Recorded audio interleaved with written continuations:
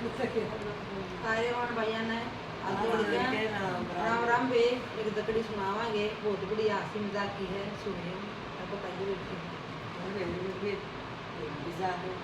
लोग कहे बागड़ की बागड़ो लोग कहे बागड़ की बागड़ो मैं महला की रानी मेरा सुनो कहानी मैं महला की रानी मेरी सुनो कहानी सास ससुर मेरे घर के राजा सास ससुर मेरे घर के राजा मैं महला की रानी मेरी सुनो कहानी मैं महला की रानी मेरी सुनो कहानी जेठ जेठानी मेरे खेत के राजा जेठ जेठानी मेरे खेत के राजा साजी लावे पानी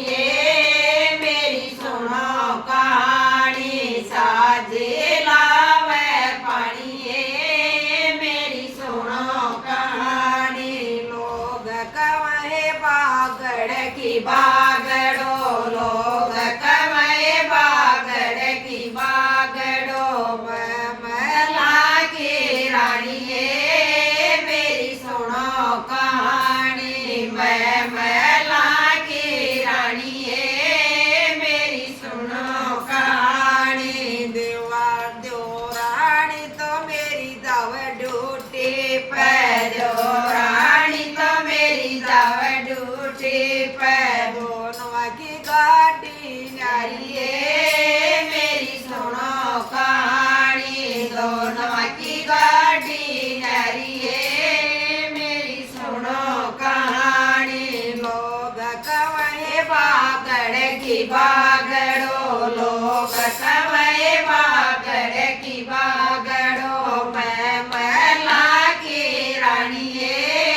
मेरी सुनो कहानी मैं महला की रानी मेरी सुनो कहानी पति मेरे काहे बिजनेस भारा पति मेरे काहे बिजनेस भारा कदे दिल्ली कदे बम्बई मेरी सुनो कहानी कदे दिल्ली कदे बम्बई